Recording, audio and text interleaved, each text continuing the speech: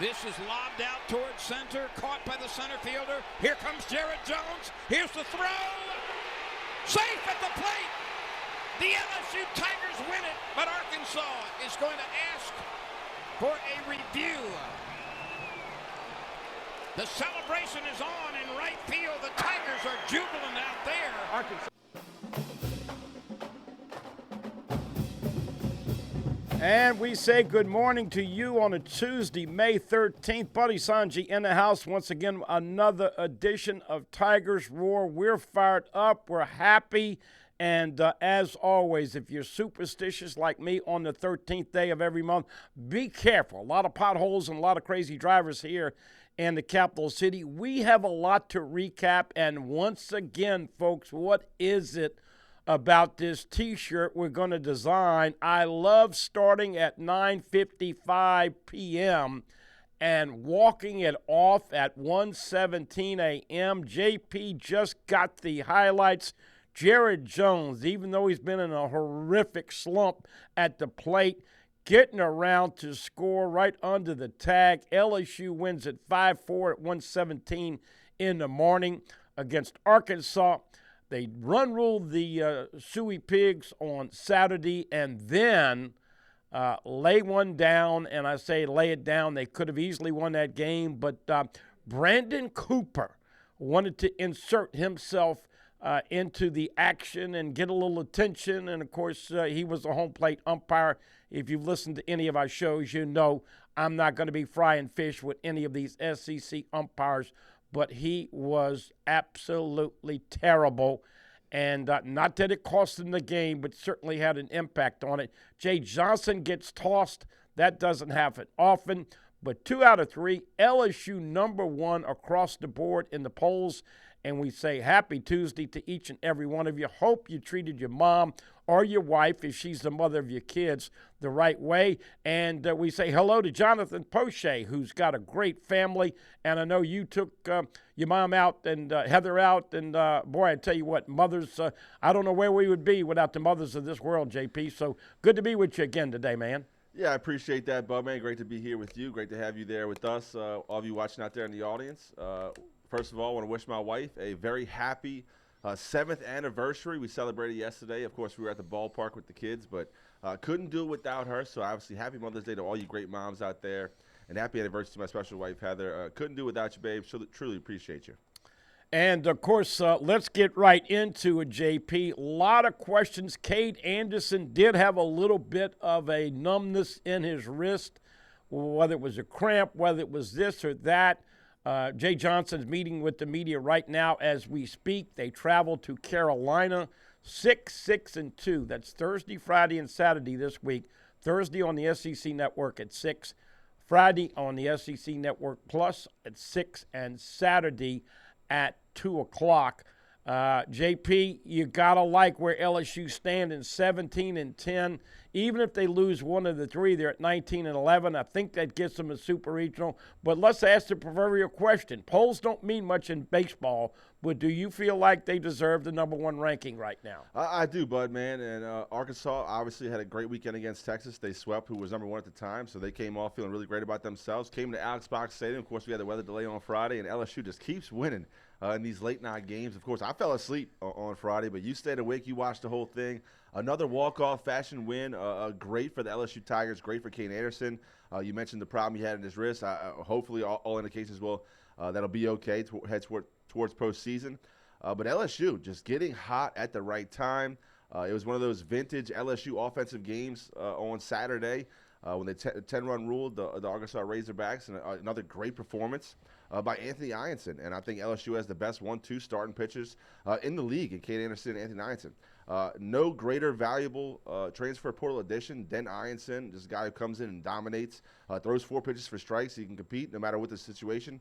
And Coach Jay Johnson has a lot of faith in him. He knows he's a battler. He's going to fight his way out of whatever base runners, whatever traffic gets on. So sitting pretty right now, Bud, man. I think they do deserve to be #1. Top to bottom, I think they're the best lineup in baseball. So much talent you can bring in a pitch hit. LSU has size. They have speed. They can hit for average and power. No easy outs and take a good at-bat. Starting with the freshman, Derek Curiel. Continues to be the table setter. And this bullpen Coach Jay Johnson said there's a clear path to the guys that they can improve. And if you can improve this late in the season and get better, especially when your team is ranked number 1, it's got to be good for the purple and gold. Look, I agree with all of what you just said, but I think we all know that LSU has got to peak at the right time, kick it up a notch. They have been leading too many runners in scoring position. JP, let's get right into it with the D1 baseball top 25 slide. And right out of the gate, the LSU Tigers. Now, their RPI is in the 6-7 range, JP. Yep. I don't think they're going to get a lot of pop with beating Carolina. But Arkansas with a big weekend against Tennessee. Let's kind of go through these teams a little bit. What do you see in the top 5? And obviously Texas has a little bit of a slump at 3. Yeah, Texas is going through a little bit of a slump. Obviously, they're going through the SEC gauntlet just like all these teams are. Week in and week out, you're playing Omaha-caliber teams, so it's going to be tough. It's going to be tough to compete and stay unblemished. You try to win the series. It's almost impossible to sweep, but, of course, Texas did get swept by Arkansas a couple weekends ago. Florida State, very talented, a veteran-laden team. And look, North Carolina, Oregon, they both 2 historic programs playing good baseball right now. Auburn, of course, number 6, Oregon State 7, Arkansas number 8, Vanderbilt 9, and Georgia 10. All of those top 10 teams, boy, man, have a chance to certainly get hot at the right time and make a serious run to Omaha. Well, we talk about this LSU offense, and you were talking about the lineup from 1 to 9. I want to see them, first of all, be a little bit more patient and picky at the plate. On the Sunday game, you had guys swinging at 100-mile-an-hour fastball up in their eyes. Yep. So I think you got to have a little patience and be a little bit more waiting for a ball that you can drive. I think they're searching a little bit outside the zone at times. Look, Kate Anderson, Anthony Eisen, as good as anybody in the country. 1-2, I agree with that. Zach Clayton came back and had his good stuff. What do you think about Kason Evans? Not great the last couple of outings. Not bad, but not great. He was so fantastic. The standard he had set was so high. Right. But once again, we get back into this, the home plate umpire, 2 men on, 2-2 count, a ball that is definitely a strike. Yep. Everybody knows it's a freaking strike. Yep. And the umpire calls it a ball. And then you groove one and you give up a hit and you get 2 runs in. So all of a sudden, instead of 2-2 and out the inning, it's 4-2. It's what you have to deal with. Life's not fair. But, JP, I got to tell you, man, these SEC home umpires, we will never have a Manda sausage barbecue party with any of them because they just have been incredibly inconsistent. This guy last weekend on Sunday was one of the worst. Yeah, and really, right behind the catcher, it really shouldn't depend on how the catcher receives the ball. And I know it does. It changes the angle for the umpire. If you see a catcher like drag the glove out the zone, you don't get a lot of paint calls. But unfortunately for Jay Johnson, he saw Cooper, the home plate umpire, go like this and then say, no, he was safe. So that's what Jay Johnson had the problem with. He said, you flinched, you missed it. Unfortunately, there was a miscommunication with the warnings that LSU's dugout had received. The umpire said he warned the dugout. Jay Johnson didn't think he had received the warning. He gets tossed nonetheless. LSU still had a chance to win that ball game, but, man, bases loaded, couldn't scratch any runs, and then that last inning kind of got away from with a big hit with 2 outs. So, yeah, could have took all 3, certainly right in the game right there on Sunday, but got to be happy as LSU winning at home, especially another one of those late games. Look, LSU, no matter what happens in the postseason, late in ball games, they will never not think that they can come back and win a ball game. They've done it so many times, especially at home. Very tough to beat that team at home, even if you have a 3-run, 4-run lead going into the 9th inning. So got to get hot at the right time, as we always talk about in college baseball, and Coach Jay Johnson thinks his offense is doing so. It really all starts at the top of that lineup. Look, hitting's contagious. Guys get on base. You find RBIs. Ethan Fry, great weekend. Jake Brown, we'll talk about him a little later on in the show. And we'll hear from Jake Brown, his post-game press conference after the second game. Another phenomenal outing. He's turned into one of LSU's best players. Very athletic, but turned into a professional hitter. Can really find his pitch. You know he has the power to hit it out, but, man, so big RBIs on Saturday. And LSU hitting the ball at the right times. Fumbled one on Sunday, but that's okay. They kind of used some bullets, as Coach Jay Johnson likes to say, to get to that 2 wins in the series mark. So looking forward to South Carolina. Of course, you know Paul Maneri's going to have his group really fired up, ready to go, trying to make some noise, get some momentum for that team. The Gamecocks going into the SEC tournament. So it's going to be a tough test. And we'll see who's going to be the starters. You mentioned Casey Evans, a guy that was so talented as a freshman coming out that bullpen. Had a pretty good quality start his first time starting. But we saw Chase Shores come in and throw like 4 2/3 innings, which is almost like a start for a pitcher. So don't know what's going to happen with the Sunday starter moving forward. Jay Johnson's not shy about tinkering with that lineup, both on offensive and defensive side of the ball. So got to find some consistency on that Sunday starter, and I think LSU can do that. By the way, as you see, JP, he is donning our T-shirt for LSU football. We're taking receipts, and we'll see you at the Natty. Moments before the show started, they released it, and LSU Clemson on ABC at 6:30. JP, I am so fired up about football season. We'll just mention it real quick. Do you hear all of these rumors, innuendos, and comments and opinions about Clemson? One guy, Josh Pate, had him as his preseason number 1. They have been pretty much in the top 5 in everybody's early top 25. JP, I'm starting to think Clemson's going to be 4 or 5. LSU's going to be 7, 8, or 9. Top 10 matchup. I was hoping it'd be at 6:30, and now we get to see their version of Death Valley. So in case you missed that this morning, we'll give you some football scoop with the opening games. But really fired up about that, and I think we all know that is going to be the marquee game on the night of August 30th, JP. Yeah, happy it's a night game, Bud, man. Give those LSU fans that are traveling out there to Clemson a lot of time to find their seat, get their libation, and get their voice ready, because LSU's got to go up to a strong start. We all kind of understand that this is a must-win game 1. It is going to be a top 10 matchup, so losing the first one isn't the end of the world. But 5 in a row, 0-1. LSU got to win the first one. Start off on a positive note. LSU spent all that money in the transfer portal. Got the quarterback coming back for his senior season. Waited his turn. It's his time to shine in Garrett Nussmeier. Offense is going to be loaded. Add a lot of good pieces on defense. So a lot of expectations for Tiger fans moving towards game 1, and got to start off to a strong start. Yeah, and they've got a couple of edge rushers that are projected to be picked in the first round. Tyree Adams, Weston Davis Jr., whoever is manning the left and right tackles will be under severe pressure in that game 1. Back to this poll, JP.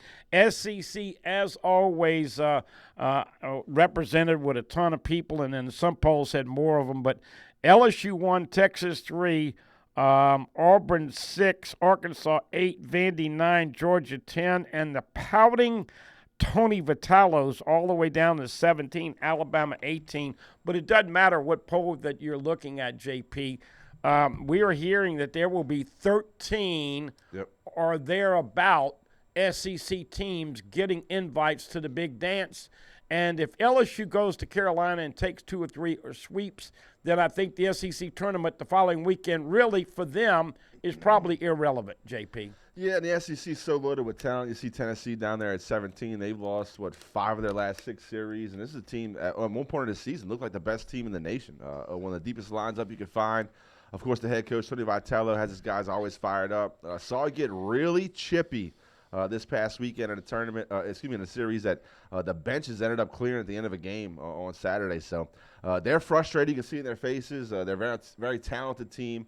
Right in front of Alabama, who's also very talented, in Florida at 23. So the top 25, of course, littered with SEC teams, as it should be. It's the best conference in baseball.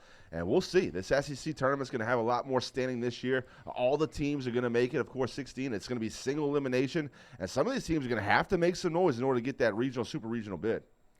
Texas A&M inexplicably got swept by Missouri this last weekend. They had gone 0 for 24 out of the gate in the SEC schedule this year. So you'd never want to, JP, be too confident. But look, Paul Maneri is struggling. And last week they gave up 46 runs. JP, quick story. I've turned the Thursday night game on. It is South Carolina at Auburn. I turned it on. It's 1-0 Auburn, either in the first or second inning. I come back to it an hour later, and it's 19-1, and they ended up getting beat 24-2. Then they got clobbered again, gave up 46 runs in 3 games. If you're not a math genius, don't worry about it. It's 15.33 runs per game, and I don't know if LSU is going to score that many on the road, but I want to see the Tigers once again be a little more patient at the plate, make them throw strikes, and what do we have to do? Jared Jones has been phenomenal. He's scored both of the walk-off runs in these games that started at 9:55 and finished 1:17 in the morning. The 3-run homer, of course, the walk-off against Tennessee, and then the slide as we showed at the opening show. Yep. But, JP, we got to get a shrink Yep. and Jared Jones on the couch. He's talking to his bat. He's always written stuff in the dirt when he goes up there. Yep. But way too many Ks. Yep. Had a couple of hits on Friday. Got shut out the rest of the day. Had like 2 hits, an RBI or 2, 8 strikeouts. And some of those were called strikes that were high and outside. He can't get a break. But what do you think he should do? I'm a big believer that when you're going good, you put the tape in. When you're going bad, you put the tape in. You see the differences. But I just think it's mental. You know, baseball's a game where if you fail 70% of the time, you make $40 million a year. And lo and behold, Jared Jones and his propensity to strike out has unfortunately reared its ugly head again. Yeah, but man, I always kind of, understood that if you're watching, middle fastballs to strike 3, that means you are overthinking at the plate. You're not just reacting. You're not picking up out of the pitcher's hands. You're kind of deciding before he even lets it go if you're going to take or if you're going to swing. You kind of see that with Jared Jones a little bit. He tries to be so perfect. And this is a professional hitter. The guy has absolute command of the zone. And when he's on, he's really seeing it. Unfortunately, he hits us a little slump. And you mentioned he's so intense. He wants to be perfect. He's talking to his bat. He's squeezing it as hard as he can. He's drawing stuff in the dirt. He's screaming out whispers to the night. And unfortunately for Jared Jones, I mean, there's a lot of spotlight on him. The guy's what he's done on the field so far for LSU. One of the best hitters in college baseball, absolutely one of the best power hitters in college baseball, command of the zone, a true professional hitter. And for him to struggle, his standard for himself is so high, of course, it's going to get to him. And when you're watching strike 3s, middle fastballs, it's always because you're overthinking. You're not reacting. Now, every once and again, you'll be thinking, off speed, a curveball, and a guy will blow one past you. But that's just not really what we're seeing right now with Jared Jones. So he's kind of guessing a little bit. My advice, just relax. Let the game come to you. Don't press. Just find your pitch early in the count, be aggressive, and barrel it up. It's going to fly out. The guy is a mammoth of a man. It's going to come to him, bud, man. He's too talented of a hitter to be held down. So just stop thinking so much and let the game come to you. We have a tradition of donning the sunglasses after an LSU loss, after we come on the game, on the air for Tigers Roar. This is a Tuesday, May 13th edition of Tigers Roar. We'll take a quick timeout. The sunglasses for that walk-off, for that loss on Sunday, but also for Jared Jones, Stephen Milam, and all the guys, a little slump. You said a mouthful, JP. When you're taking call strike 3, you're not seeing the baseball. It looks like a marble instead of a beach ball. And if the Tiger bats kick it up a notch, and it's infectious, as we saw on the Saturday game with the walk-off, the run rule, and, of course, with some of the big walk-offs, you got to start consistently hitting a little bit more.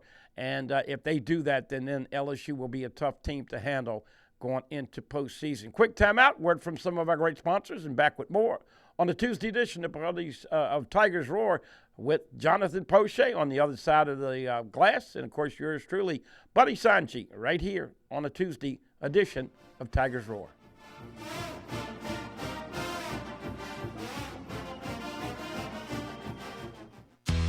Anchored by the performance and reliability of the Civic and Accord, Honda has once again been named the best car brand for the 4th year running by U.S. News & World Report. Come see the lineup of award-winning Hondas at Louisiana's #1 Honda dealer, Team Honda on Segan Lane.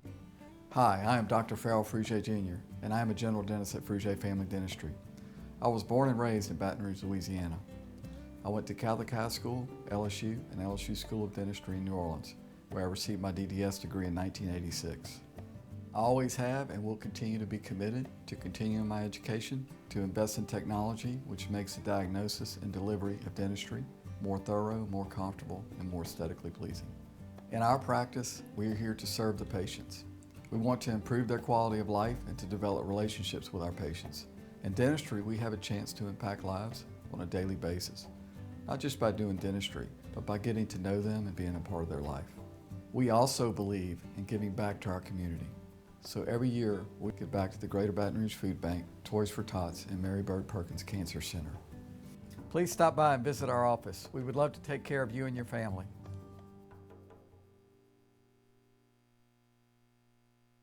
Visit Treads & Care Tire Company's new location on Hooper Road in Central. Locally owned for over 50 years, Treads & Care is known for quality automotive repair and top-notch customer service. I'd like to invite you to come out and see us at our new location in Central. You can't smell it, but you can almost taste it. And whether it's for a family get-together or a game day feast, having Manda in the mix always sounds good. For 3 generations, their quality meats and original seasonings have made Manda a Louisiana legend and made their family sausage Louisiana's family sausage. Manda Fine Meats, the flavor says it all.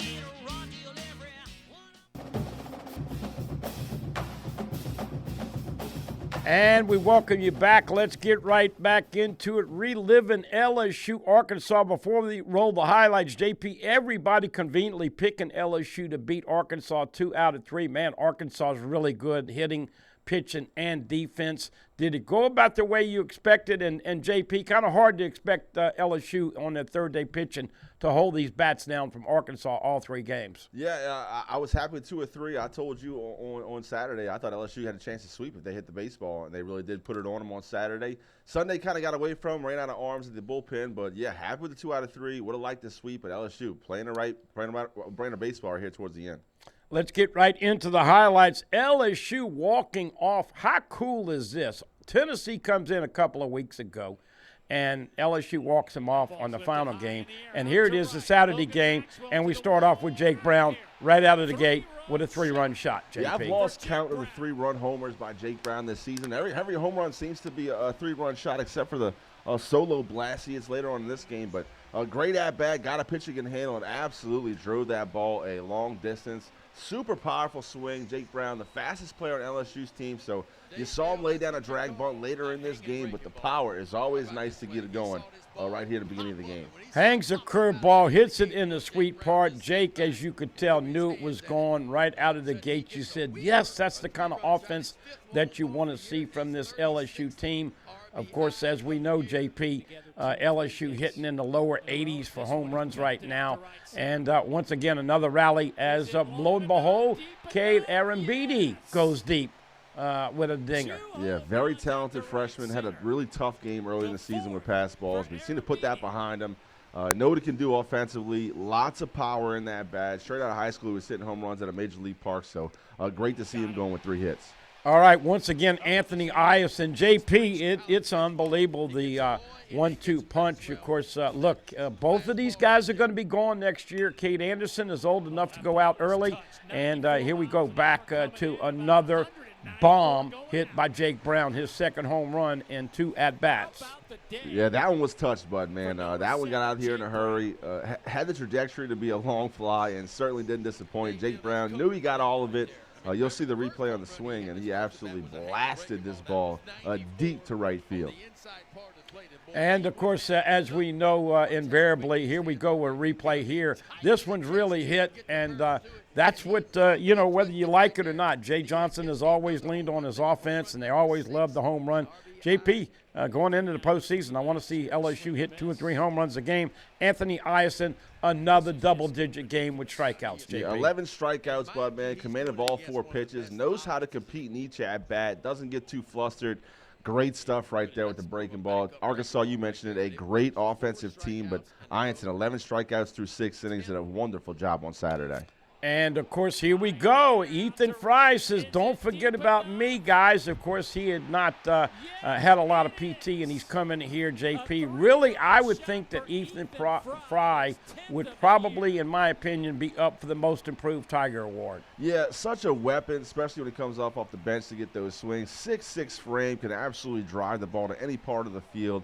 A tough out for the LSU Tigers. And, of course, he's generally the DH when they are throwing a lefty. He's been fantastic. Yep. And here we go, crazy. A crazy play here with the walk-off. I've never seen this, a walk-off on a strikeout, JP. Yeah, walk-off, drop, strike 3. Of course, Jared Jones, not the fleetest of foot, but regardless, gets home and they walk it off. Strange fashion. With the strikeout, but hey, you take it any way you can get it for LSU Tigers. Hey, let me tell you something. He might be not the fleetest of foot, but he's 6'4", about 245, 250. He runs pretty good, and he does have the claim to fame now to walk off both of those games that started at 9:55 and ended at 1:17 in the morning. Here's Jake Brown with his opportunity to meet with the media after the big win this weekend.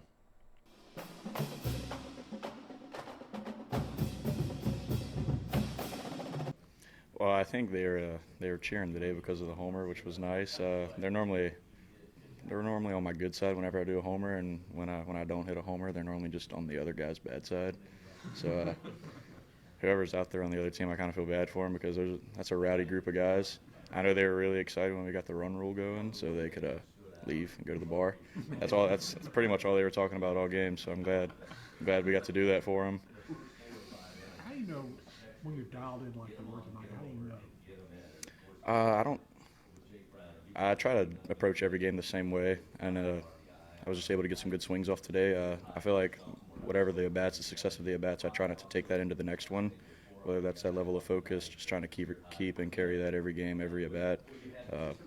You're only as good as your next at-bat, and that's what I like to think, and today I was able to string a couple good ones together, and it felt nice. You hit out on your homer, does that make you more anxious for the next at-bat, or does that give you confidence?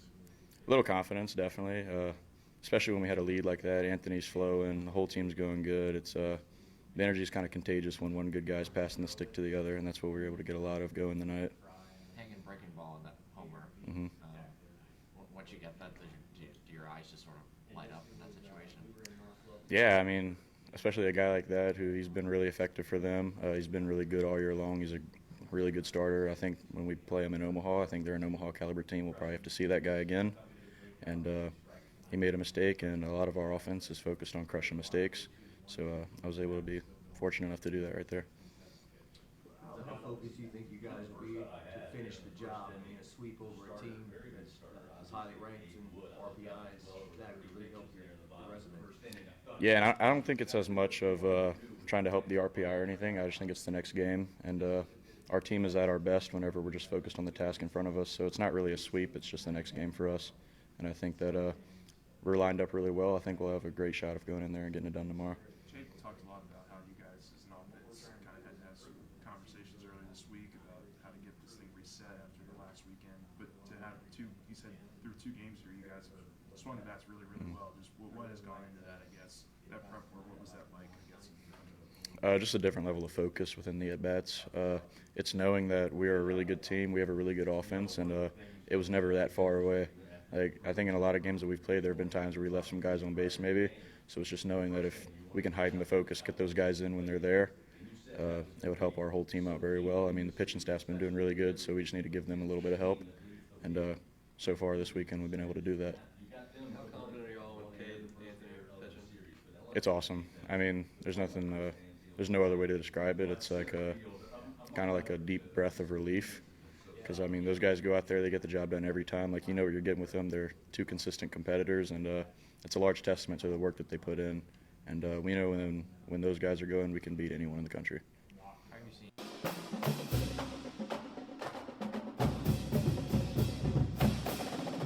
And there you are, Jake Brown. He's hitting it real quick. Derek Curiel leading off, Jared Jones second, Dickerson third, Ethan Fry fourth.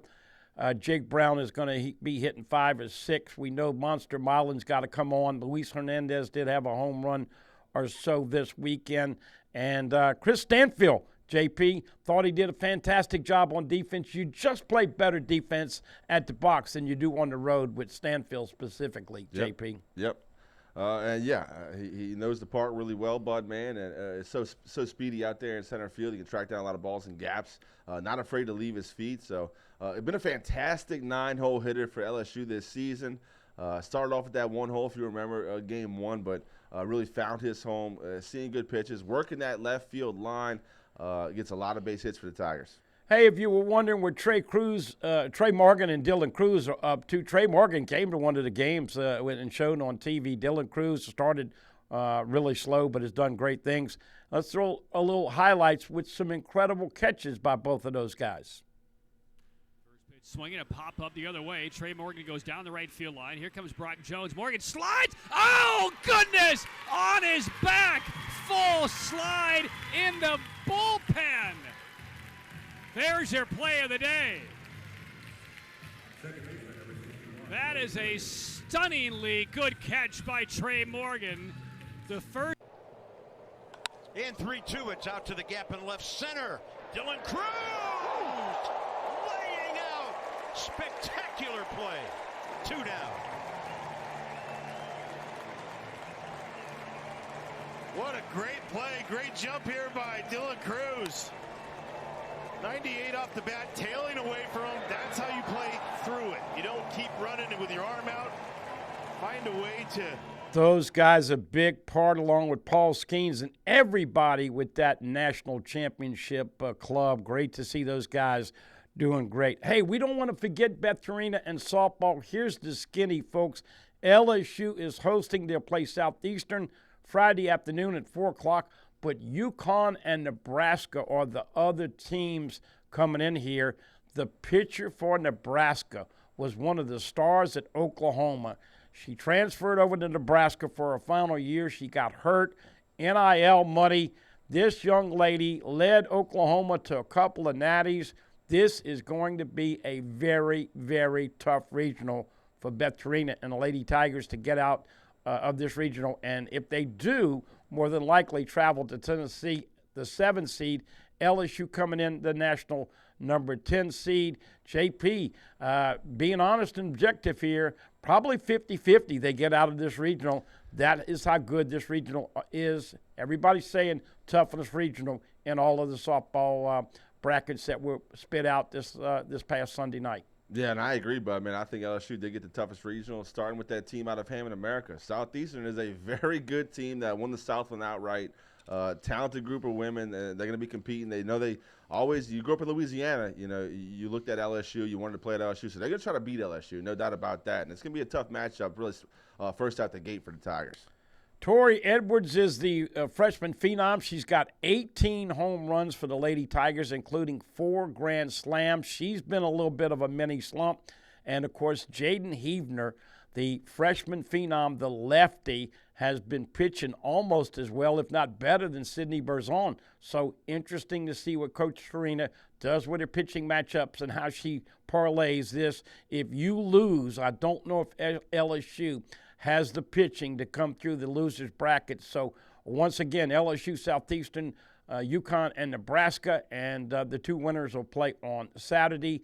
JP, probably LSU, Nebraska. You never know, but you wanna support the Lady Tigers. If you're an LSU softball fan, show up, or like Father Cleo Milano says, be there or be square. Need a lot of Tiger fans over at Tiger Park this weekend, JP. Yeah, absolutely. And they got to such a great start this season, Bud. Man, Beth Tarina still chasing that elusive championship. LSU, very talented. You mentioned the true freshman, the freshman phenom. But look, gotta have hitting. Lucky they're at home. Overall 10 national seed, like you mentioned. I don't think LSU has a pitch to come out that losers bracket. Nebraska, a very tough team, but don't overlook those lines from Hammond, America.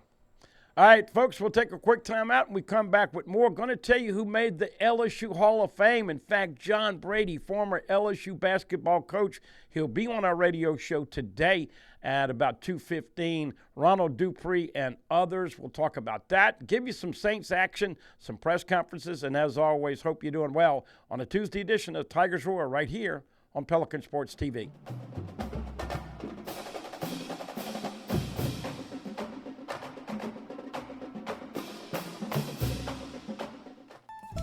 Tremonti's has meat.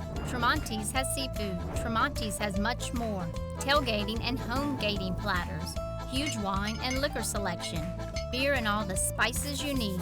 Chairman Reserve and Wagyu meats. Ribeye rolls, shrimp rolls, kebabs. 20 flavors of sausage for the grill. Daily lunch specials and game processing. On-site catering also available. Good meat ain't cheap and cheap meat ain't good. Visit Tremonti's.com. Few things in life are as valuable as family and peace of mind, especially when it comes to your final arrangements. And that's where Lee Serio can help. His prepaid funeral plans make sure your life will be remembered exactly the way you want it to. With Lee Serio, no detail is too large or too small. Call Lee or his wife Gretchen at 225-315-6329. Let Lee Serio give you and your family the peace of mind you all deserve. Live and play on the fairway at Greystone Golf and Country Club, a serene, challenging golf destination located in Denham Springs. For tee times and membership opportunities, go to GreystoneCountryClub.com. From the sportiness of the Mazda MX-5 to the engaging ride of the Mazda CX-5 to the luxury of the Mazda CX-90. Move and be moved in your new Mazda while saving thousands at Baton Rouge's Mazda dealer, Team Mazda on Airline. Treads & Care Tire Company announces its new location on Hooper Road in Central. Locally owned for 50 years, Treads & Care is known for quality automotive repair with top-notch customer service. Treads & Care offers the convenience of shuttle service and pickup and delivery of your vehicle. You can also enjoy the comfortable customer area, complete with workstations, high-speed internet, and a complimentary coffee bar. I'd like to invite you to come out and see us at our new location in Central. Treads & Care, the tires you need and the service you want.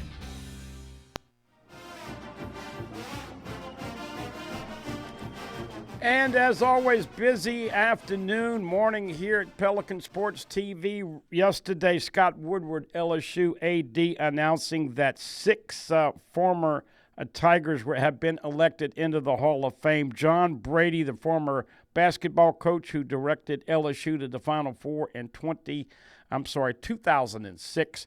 J. Perry Cole, who guided LSU to a couple of natties in golf in 1940 and 42. Reagan Corville, a 23-time All-American gymnast. She is unbelievable, classy and elegant, was fantastic. Ronald Dupree, talk about a class guy, JP. He's playing basketball and he majors in electrical engineering. He was a big part of leading the LSU to the Sweet 16 in 2000. Cornelia Gayden, the most prolific three-point shooter in LSU history, and All-American Tamika Johnson, who was a point guard and served as the floor leader for LSU's 2 Final Four teams in 2004 and 2005. Congratulations to all of those Tigers. And as we said, we'll have John Brady on the show this afternoon. And, man, John Brady's living the good life. He's doing some color with LSU basketball. But I think it's well-deserved when you talk about what we've experienced in men's hoops. And, you always appreciate events, accomplishments, players and coaches after they've been gone 15, 20 years, and I think that's the case with Coach Brady right now, John. Yeah, I agree. What he did for LSU, you can't say enough about Coach Brady. They stuck around. I mean, he's still doing color for LSU, an ambassador to the brand. Certainly, I know you have a good relationship with him, so happy for Coach. I ended up getting a chance to meet Reagan Corville a few years back on one of those Red Rock and Blue charity softball events that Jacques Doucet put on. Yeah. And she was beautiful and nice and couldn't say enough good things about Reagan Corville. So happy for her and the rest of the people, former Tigers, to get selected to the Hall of Fame. Tip of the hat, congratulations. Well deserved. Hey, as always, we talk about the Saints a little bit. JP, since we've last visited and talked about the Saints, Derek Carr has I don't know how to phrase it, but out of the blue. Yep. I mean, we had the overtures. We knew about the injuries. We knew about the shoulders. But inexplicably, he is done. Now, the Saints are going to save anywhere from $30 to $35 million. I asked you the proverbial question last time, are the Saints going to be driving in a new car? That is obviously answered with the affirmative. You're thoughts about how this all went down. And look, I've got Eric Asher from New Orleans Radio and TV today, and the simple question is, who's going to play quarterback, and do you think that they bring in a veteran that's got some experience, somebody like Mr. Crabclaw, Jameis Winston? Yeah, and look, it was a fresh start for the Saints. Of course, Kellen Moore takes over, brings in a new coaching staff. You kind of understood that Derek Carr wasn't going to play a lot in 2025. They talked about the injury. Then he was doing these Carr reviews with his brother on the internet. It wasn't well received. Then he was given a testimony at a church sermon that ended up going viral, talking about how he was persecuted for an alleged injury. I'll tell you this about Derek Carr. He cannot stand for anyone not to like him.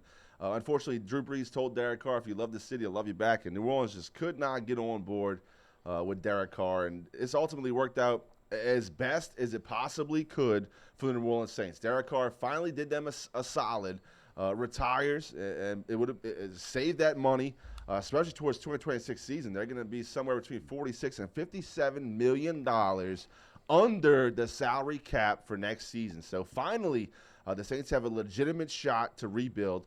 Going to your question about the quarterbacks, of course, you have a quarterback room responsible for an absolute 0 wins in NFL career. Jay Kaner, Spencer Rattler, Tyler Shuck. They did sign Hecker, the guy from Iowa State, went undrafted, who John Gruden had a lot to say about. He really liked the kid. Been through adversity, but yeah, in my opinion, you wait to see what happens with that Cleveland Browns quarterback room. Joe Flacco, Deshaun Watson, Jameis Winston. They drafted 2 rookies, Shador Sanders, Dylan Gabriel out of Oregon. So you wait and see what happens, and it gets a little closer to the fall camp, and maybe you draft or trade a draft pick, a 6th-round pick for a quarterback with some experience. In my opinion, you ride with Tyler Shuck.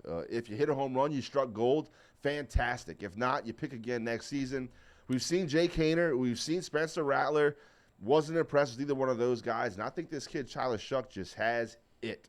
You see him in the press conferences. He knows what to say. He knows how to handle himself. Knows how to endear himself to the people of New Orleans already. 25, 26-year-old kid who's already married, has 3 degrees, very smart, 6'5". I mean, central casting would set this guy as a starting quarterback. Got the build, has the arm strength. So, in my opinion, start him early, let him grow, let those growing pains get through out early. In my opinion, Saints fans don't have a lot of hopes for a 9-10 win season. Got to really just get a foundation built, start in the trenches, run the football, and I think Kellen Moore knows exactly what he's going to do with these young guys. First-year head coach Kellen Moore, of course, once again inheriting this mess at the quarterback spot. Of course, he was with the world champion Philadelphia Eagles. Let's let you hear from Kellen Moore with a little opportunity as the media asked him some questions. Once again, in case you missed it, they debuted it yesterday and announced it yesterday. The Philadelphia Eagles, the world champs, will have the first football game of the year. And who are they playing, JP? Who? The Cowboys. The Dallas Cowboys. The Saints, obviously. Yeah, I'm with you. I don't know what Vegas is going to have with the over and under on wins for the Saints, but here's Coach Moore with a chance to meet with the media in the Big Easy.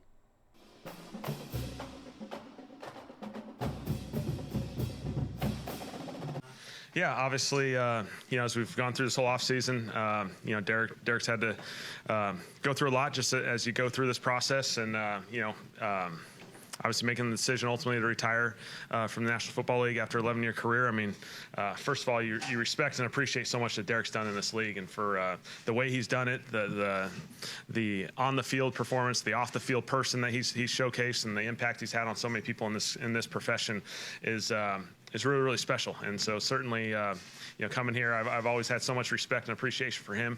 And, as we've gone through this process, obviously this is how it kind of ultimately was settled. It was really good communication through the whole process as far as navigating this.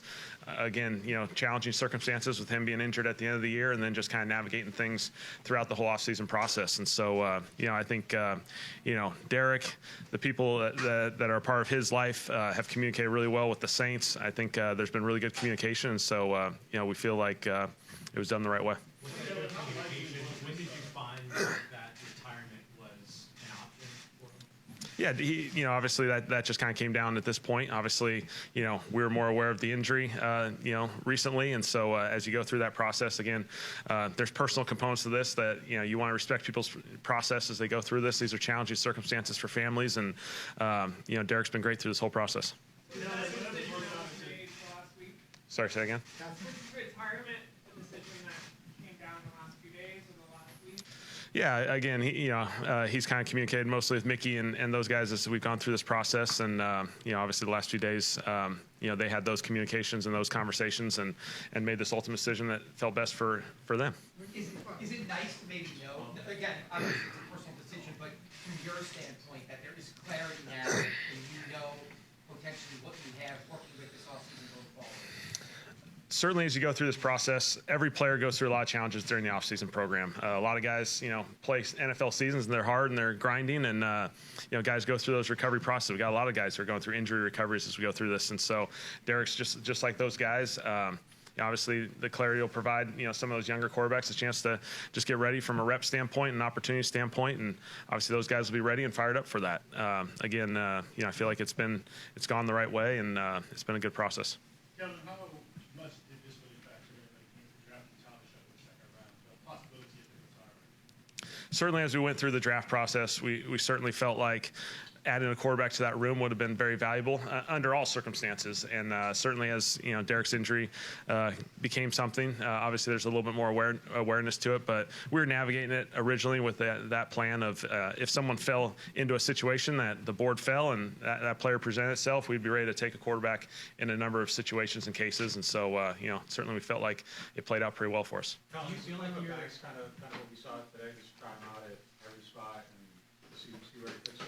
Yeah. Kelvin's going to play a couple of different positions as we go, just kind of let these guys get settled. I think for us, it's just seeing these guys in different body positions. And so certainly he went across the offense line today, and we'll narrow that focus as we go through this process. I think for a lot of our guys, every position, we're trying to expose them to a couple different spots, a couple different environments, and just see how they respond, and then we'll settle them as we go. Will you do the same thing with Talia Sapola? Will he play both sides too?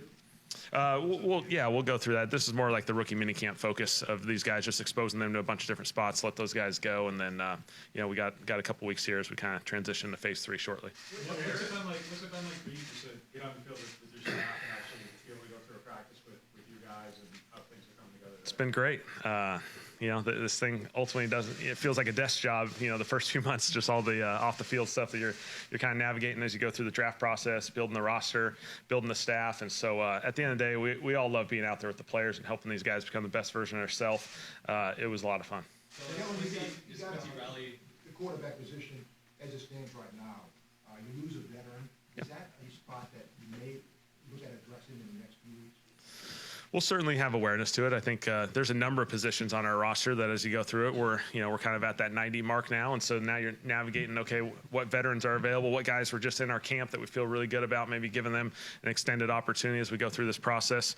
We know this roster will move certainly in the next couple weeks as you kind of finish the OTA phase of this thing. And so, we have 3 quarterbacks right now. Certainly, in a lot of cases, you have 4, not always, but, certainly we're ready if the opportunity presents itself.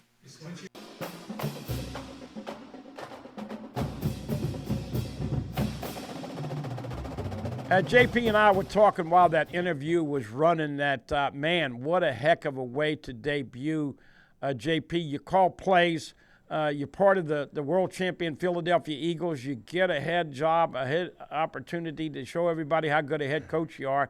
And then you come down here to the Crescent City, an incredible fan base. But, man, kind of strapped with, we were just talking about it. Is it going to be Jake, who started a couple games? Is it going to be Spencer Rattler, who started 4 or 5 games? I'm going to ask you, I know it's a long ways away, but who takes the first snap game 1 at quarterback, or do you think it's an unknown veteran that hadn't been picked up in free agency just yet? If you ask my opinion right now, Bud, man, I'd say Spencer Rattler has the best odds if we're asking Vegas to take that game 1 first rep. But I promise you, Tyler Shuck is going to play early in his professional career. They're all starting in the same boat. New coach, new organization, the whole new coaching staff, new language, new setup, everything all in the same boat. And Tyler Shuck has absolutely hit the ground running, was out at Tulane, already practicing with these wide receivers, trying to get on time. Guy's got a huge arm. Just got to get him to pick up the classroom aspect a little bit more, and I think it'll be just fine. First thing he's going to have to do is learn how to shuck an oyster. Here's Tyler Shuck meeting with the media once again in New Orleans.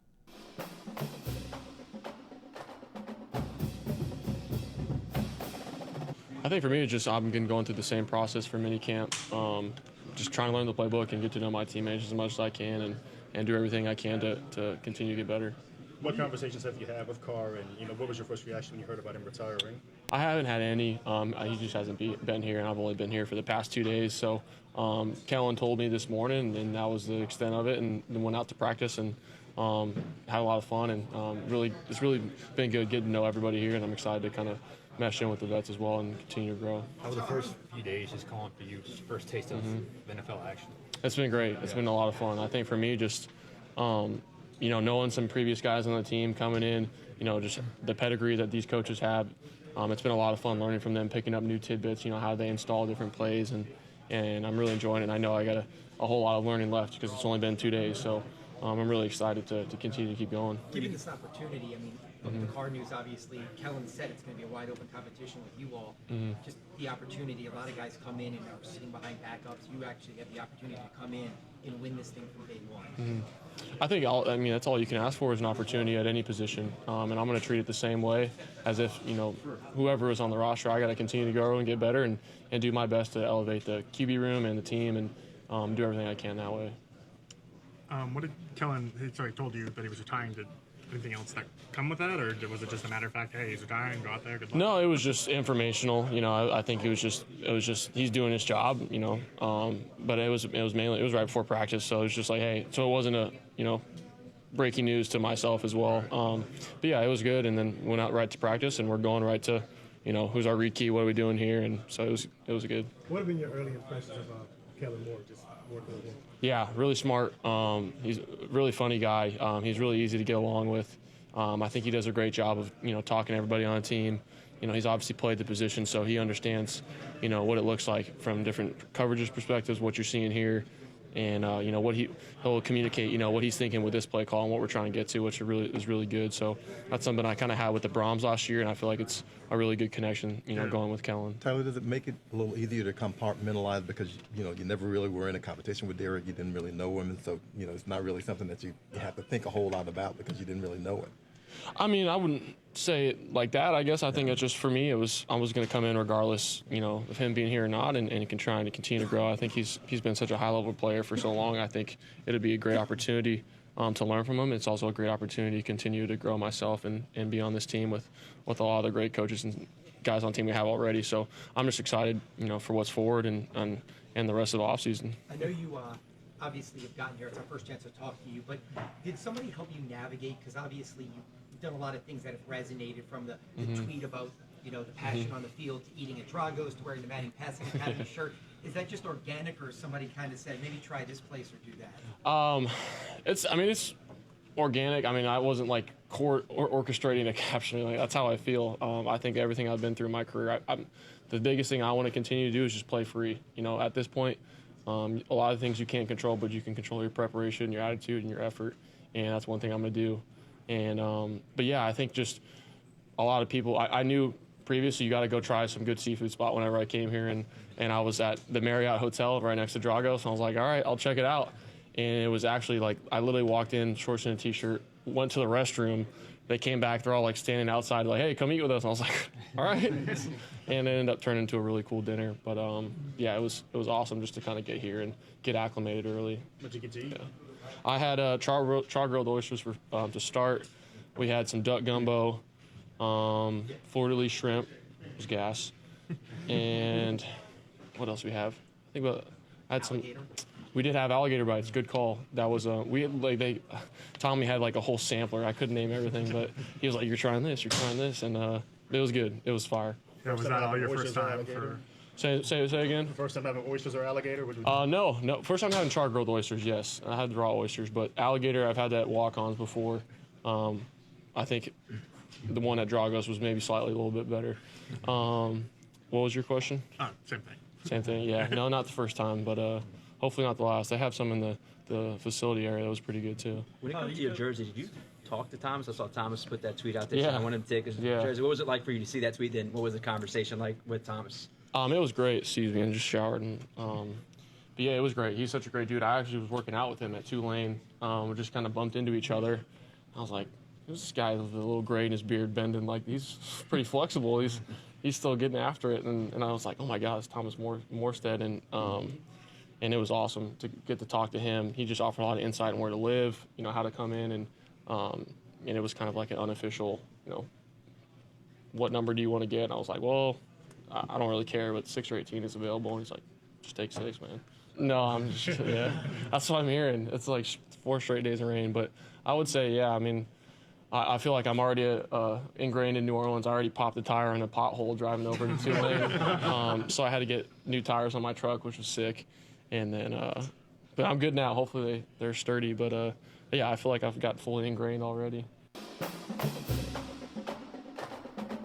And he will very soon learn all of the idiosyncrasies of being the Saints quarterback. As we said, three-headed monster Tyler Shuck. Going to have a lot of thrills and some ups and downs. We'll see how much he plays. Recapping the day, LSU football on the night of August 30th. It is official, ABC, 6:30, Fowler, Herb Street, and, of course, whoever's going to be on the sidelines. LSU baseball at South Carolina this weekend. Thursday night at 6 o'clock on the SEC Network.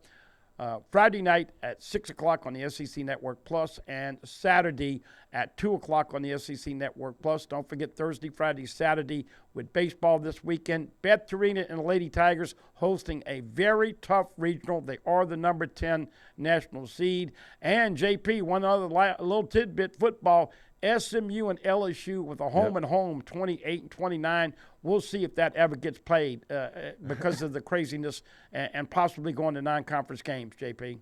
Yeah, baseball, softball, moving towards the postseason, Bud, man. LSU, obviously a lot to play for. All the goals still in front of everybody who's trying to accomplish those national championship aspirations. And, once baseball finishes up, football right around the corner, so it's never too early to start talking football. Happy to be back here on Tigers Roar. Happy to have all you there. Don't forget, check us out on YouTube at youtube.com, Pelican Sports. Everything's archived right there for you viewing pleasure. Go check it out once again, youtube.com/Pelican Broadcasting. Once again, the key, going to see Paul Maneri in South Carolina. There will be some LSU fans making that trip. You need to win 2 out of 3 minimum. That should lock down a super regional. Once again, SEC tournament, if you take care of business this week against Carolina, becomes irrelevant. Beth Arena and the Lady Tiger softball team, they need your support. Friday afternoon against Southeastern. UConn and Nebraska play. The 2 winners play on Saturday in the marble game. The team that wins that game has to get beat twice on Sunday. Have a great afternoon, great week. See you next time right here on Pelican Sports TV.